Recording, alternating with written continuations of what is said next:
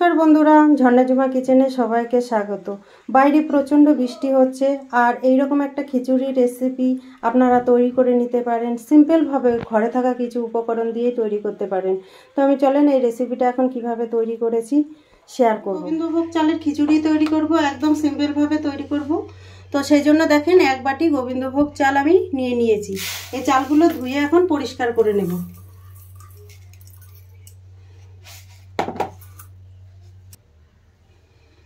দেখেন চাল ধুয়ে পরিষ্কার করে নিয়েছি, আর খুব সামান্য জল দিয়ে দিলাম, দিয়ে এটা ভিজিয়ে রেখে দেবো। এখন এই বাটি মেপে আমি চাল নিয়েছিলাম, তাই এই বাটি মেপে আমি ডাল নিয়েছি। আর এগুলো দেখেন মুগ ডাল, সোনা মুগ ডাল। এই ডালটা খেতে কিন্তু খুবই টেস্টি হয়। তো এই ডালটা আমি নিয়ে নিয়েছি, এইটা গোবিন্দভোগ চালের সাথে খুব মিক্স হয়। আমি ডালগুলো শুকনো কাপড়ে মুছে পরিষ্কার করে নিয়ে নিয়েছি। এখন এই ডালগুলো ভেজে নেব। গ্যাসে আমি কড়াই চাপিয়ে দিয়েছি, আর কড়াই ভালোভাবে গরম হয়ে গেছে। দিয়ে দিচ্ছি কিছুটা ঘি। দেখেন ঘি গরম হয়ে গেছে, এখন ডালগুলো আমি দিয়ে দিচ্ছি। আর ডালগুলো আমি ঘিয়ে ভেজে নিচ্ছি।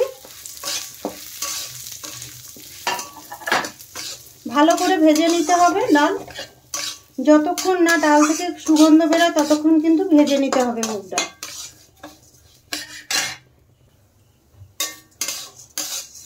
দেখেন ডাল কিন্তু ভালোভাবে ভাজা হয়ে গেছে, হালকা কালার এসে গেছে ডালে। এখন আমি দিয়ে দেব গোবিন্দভোগ চাল।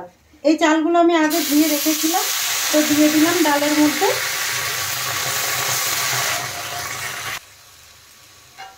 এখন নেড়ে ছেড়ে হালকা কষিয়ে নেব। দেখেন চাল আর ডাল ভালোভাবে মিক্স করে আমি কষিয়ে নিচ্ছি।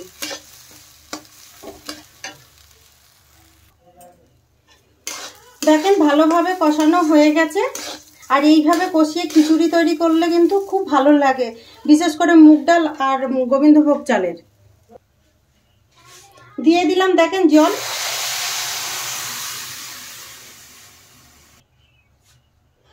আমি দেখেন 2 বাটি জল দিয়েছি। আপনারা আপনাদের পরিমাণ মতো জল দেবেন যতটা লাগে। দিয়ে দিলাম নুন, টেস্ট হিসাবে আমি নুন দিয়ে দিলাম।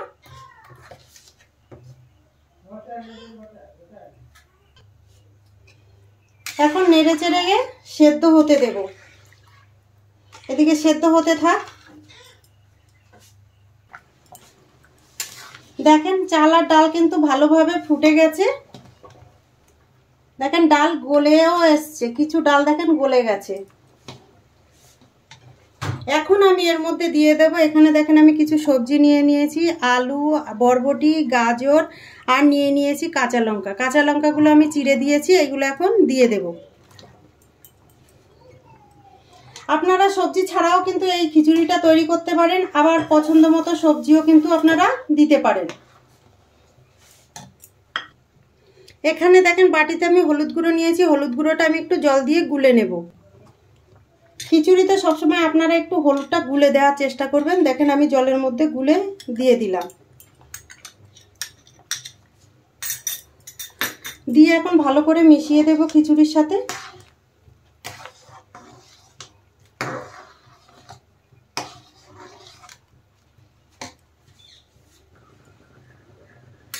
দেখেন চাল আর ডাল কিন্তু ভালোভাবে গলে গেছে। এখন আমি ফোড়ন দিয়ে নেব। দেখেন খুব সুন্দর গলে গেছে।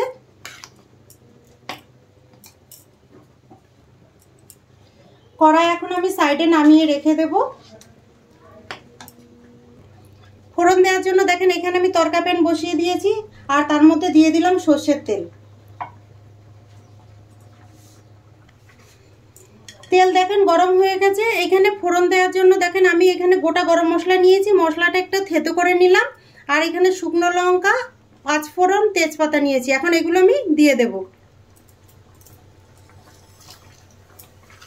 একসাথে আমি দিয়ে দিলাম।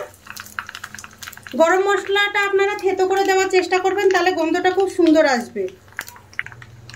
এখানে দেখেন আমি আদাকে থেতো করে নিয়েছি। এখন আদার রসটা খিচুড়িতে দিয়ে, আর আদাকে থেতো করা আদাগুলো দিয়ে দেব। দিয়ে দিলাম থেতো করা আদা। দিয়ে দিলাম দেখেন ঘি।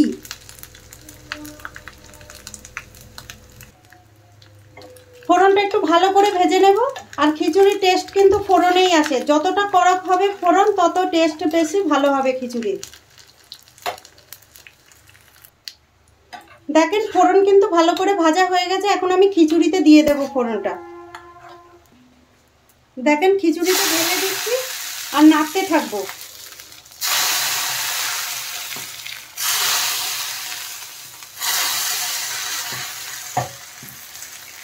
ভালো করে নেড়ে চেড়ে খিচুড়ির সাথে মিশিয়ে দেব ফোড়ন।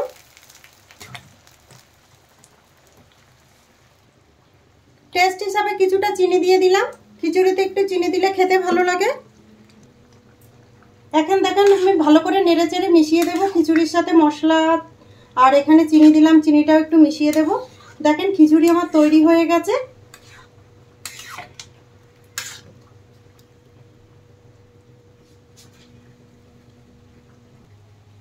দেখেন খিচুড়ি তৈরি হয়ে গেছে আর আমি গ্যাস বন্ধ করে দিয়েছি। এখন আমি দেখেন খিচুড়ি প্লেটে নিয়ে নিচ্ছি।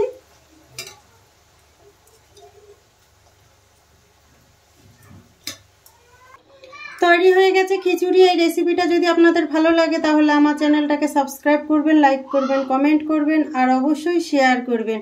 আর খিচুড়ির সাথে দেখেন ডিমের অমলেট, আলু ভাজা, বেগুন ভাজা, পাঁপড় দিয়ে দিয়েছি।